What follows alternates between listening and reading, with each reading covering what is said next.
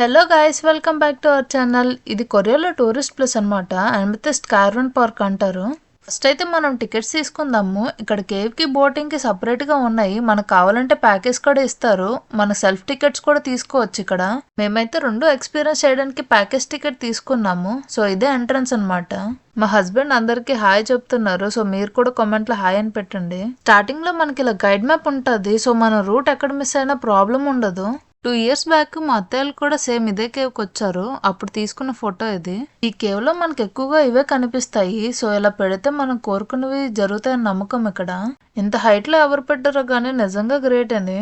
ఇవన్నీ penguin families అనుకుంటా. చిన్నపిల్లలకైతే చాలా బాగా అట్రాక్టివ్ ఉంటాయి. ఎంతసేపు ట్రై చేసినా ఈ పాప మాత్రం వెనక్కి చూడలేదు. ఈ ప్లేస్ అంతా రెస్ట్ తీసుకోవడానికి పాపం అందరూ బాగా టైర్డ్ అయిపోయినట్టున్నారు. ఇలా చెప్పులు బయట పెట్టే లోపలికి వెళ్ళాలి. ఈ కేవ్ మొత్తం తిరగాలంటే ఎక్కువ ఎనర్జీ కావాలి. సో ఇక్కడ కాఫీ అండ్ టీ షాప్స్ కూడా ఉన్నాయి. అప్పుడులో మనుషులు ఇలాగే కుక్ చేసుకున్నవారు అనుకుంటా. చాలా బాగా పెట్టారు బొమ్మలు.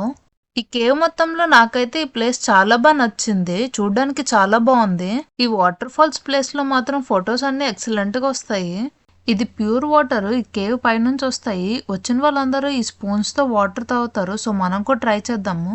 వీటితో వాటర్ తాగాలంటే చాలా కష్టము. బట్ ఎలా అయినా ట్రై చేశాను. ఇలాంటి ప్లేసెస్ కి ఫ్యామిలీస్ తో ఎక్కువగా వస్తారు కాబట్టి ఈ షాప్ మొత్తం చిన్నపిల్లల కోసమే ఉన్నట్టు ఉంది. ఈ షాప్ లో బ్రాస్లెట్స్, కీ చైన్స్ ఎక్కువగా ఉన్నాయి. నాకైతే ఈ బ్రాస్లెట్ చాలా బాగా నచ్చింది. ఇక్కడ చిన్నపిల్లలకి టాయ్స్, హెయిర్ బ్యాండ్స్ అయితే మనలాంటి వాళ్ళ కోసం ఈ టెడ్డీ బేర్స్ పెట్టినట్టుకున్నారు.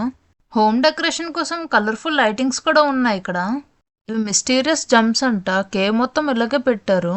ఇది కేవ్ ఆఫ్ ఫిష్ కి ఎంట్రన్స్. మనం ఇలా స్ట్రైట్ గా వెళ్తే మనకి బుద్ధుడి విగ్రహం కనిపిస్తుంది. కొరియాలో కూడా ఇలాంటివి చేస్తారని నాకు ఇప్పుడే తెలిసింది. మనం కోరుకున్నవి ఇలా కార్డ్ మీద రాసి టై చేస్తే అది జరుగుతుందని నమ్ముతారు ఇక్కడ. కొరియాలో అందరికి డ్రీమ్స్ ఎక్కువ ఉన్నట్టుగున్నాయి. ఈ ప్లేస్ మొత్తం కార్డ్స్ తో ఫిల్ అయిపోయింది. కొరియాలో ఎక్కడైనా సరే ఇలాంటి బుద్ధ టెంపుల్స్ ఉంటాయి. ఎందుకంటే ఇక్కడ అందరూ బుద్ధుడినే మొక్కుతారు. ఇది అమెథిస్ట్ స్టోన్ ఎగ్జిబిషన్ హాల్ అనమాట. ఇక్కడ డిఫరెంట్ టైప్స్ ఆఫ్ స్టోన్స్ ఉంటాయి. చాలా బాగున్నాయి చూడడానికి అయితే. ప్రజెంట్ జనరేషన్ లో మనకైతే చాలా ఇన్స్ట్రుమెంట్స్ వచ్చాయి వర్క్ చేయడానికి. కానీ ఓల్డెన్ డేస్ లో ఓన్లీ హార్మర్ తోనే వర్క్ చేసేవాళ్ళంట. ఈ కేవ్ మొత్తం ఎలా కన్స్ట్రక్ట్ చేశారో అని చూపిస్తున్నారు ఇక్కడ. ఓల్డెన్ డేస్ లో ఈ ఇన్స్ట్రుమెంట్స్ యూస్ చేసి అన్ని తయారు చేశారు అనుకుంటా.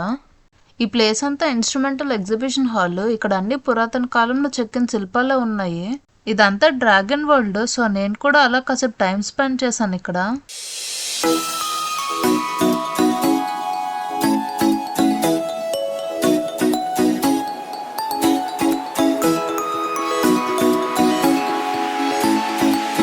ఈ డ్రాగన్ వరల్డ్ లోనే ఫిష్ ఎక్వేరియం కూడా పెట్టారు. పిల్లలకైతే ఈ ప్లేస్ చాలా బాగా నచ్చుతుంది. ఎంత కష్టపడ్డారో ఏంటో కానీ చాలా బాగా పెట్టారు ఇవన్నీ.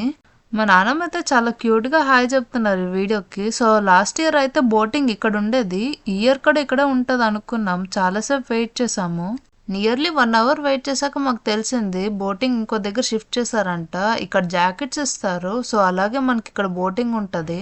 సో నెక్స్ట్ మా టర్న్ అనమాట. నేనైతే చాలా యాంగ్జైటీగా ఫీల్ అవుతున్నాను బోటింగ్ చేయడానికి.